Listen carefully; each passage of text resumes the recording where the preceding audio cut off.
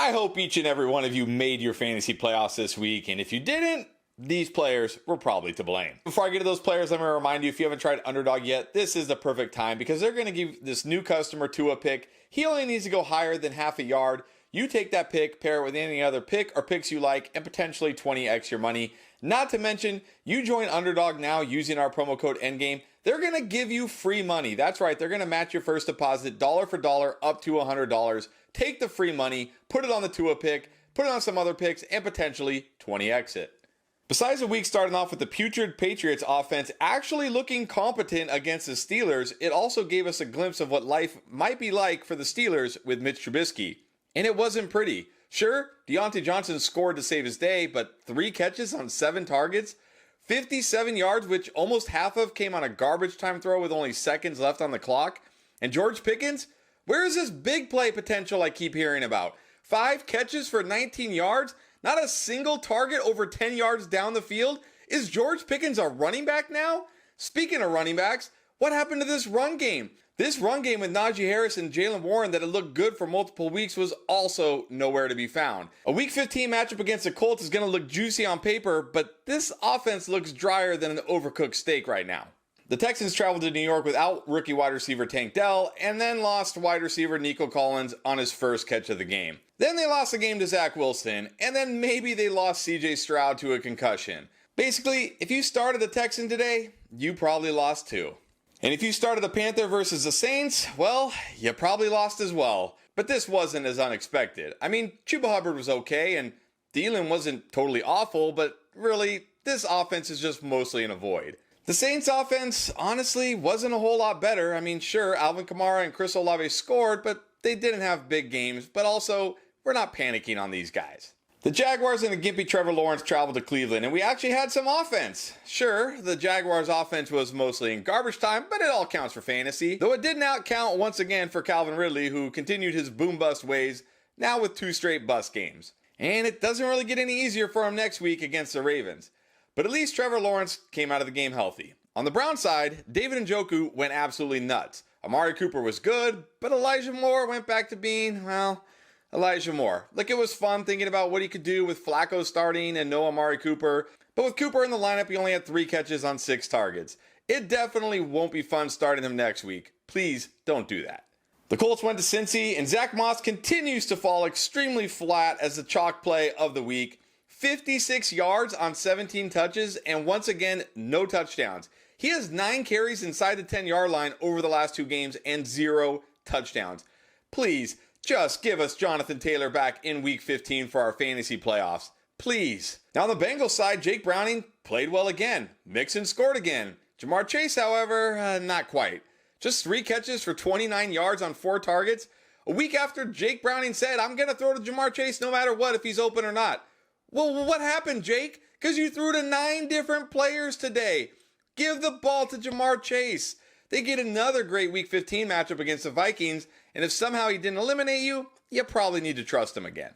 The Lions went into Chicago, and do you remember when the Lions looked like Super Bowl contenders? What happened to that team? And what has happened to the Sun God? 18 combined PPR points over the last 2 games? But still, look, there's absolutely no panic here. He had 9 targets today. Gets the Broncos at home in Week 15, he's going to be fine. But will Jared Goff be fine? 2 more interceptions today. 8 turnovers over the last 3 games for Jared Goff. He hasn't gone over 18 fantasy points in 4 straight games. He's only gone over 16 fantasy points once in that stretch. After looking like a locked-in QB1 earlier in the year, he barely looks startable now. Oh, and Sam Laporta? Yeah, he was also terrible today, but I mean, come on. He's a tight end. He's a rookie. It's going to happen. Definitely no panic here. The Bucs went to Atlanta for what ended up being a pretty good game, actually. And look, Rachaad White continues to be one of the best draft picks of the year, which also was what Mike Evans had been up until today. Look, I don't know if it was a Chris Godwin squeaky wheel game or the Falcons defense or both, but only 1 catches for 8 yards was terrible for any fantasy team trying to make their playoffs. And now he gets a tough road matchup against the Packers next week, but still, you got to trust him again, assuming he didn't get you eliminated. Though you still don't have to trust Chris Godwin. 11 targets? Okay, look, his wife should be happy now. They gave him the looks. And guess what? He was only mediocre. let's just go back to feeding Mike Evans, please. That's when this offense was at its best. And then am I reading this right? The Falcons got big games from Bijan Robinson, Drake London, and even Kyle Pitts? Where has this been all year, Arthur Smith? Drew Lock and the Seahawks went to San Francisco and went about as expected. I mean, DK Metcalf somehow caught a touchdown on the first drive, which I guess was unexpected, but then he didn't have a catch the rest of the game, and he got ejected, so yeah, I guess that was kind of expected. Kenneth Walker was bad. Jackson Smith and Jigba was invisible. I mean, Tyler Lockett was okay. Yeah, this pretty much went about as expected. The Broncos traveled to LA, and Courtland Sutton keeps doing Courtland Sutton things, which is scoring touchdowns and making incredible catches. And Jerry Jeudy also kept doing Jerry Jeudy things, which means dropping passes and being unable to get 2 feet down for a touchdown. Last week, I said he was the biggest fantasy and real life bust, and guess what? He still is. And finally, we had an Austin Eckler boom week. But how good could we really feel going forward with Justin Herbert suffering a finger injury? This is an injury to his index finger on his throwing hand, and they play on Thursday this week. If Justin Herbert can't go, we have to hope Austin Eckler keeps getting these checkdowns. He gets another good matchup this week, but this can't feel great. And this definitely doesn't feel great for Keenan Allen either. I mean, he wasn't terrible today, but back-to-back games of less than 70 yards, only 11 combined catches the last 2 games after having 10 or more in 3 straight games. If it's Easton Stick, really? I mean, if it's Easton Stick next week or worse, beyond, this is definitely panic time. The Bills went to KC for a must-win game, and hey, they won. But is it time to worry about Stephon Diggs? He's only had more than 80 yards once in the last 6 games. He's only had 2 touchdowns over that span. But I'm going to say no. Look, he gets a home matchup in Week 15 against the Cowboys, followed by the Chargers, and then the Patriots again at home. He's going to be okay. But what about Patrick Mahomes? He's only had 20 fantasy points once in the last 6 games.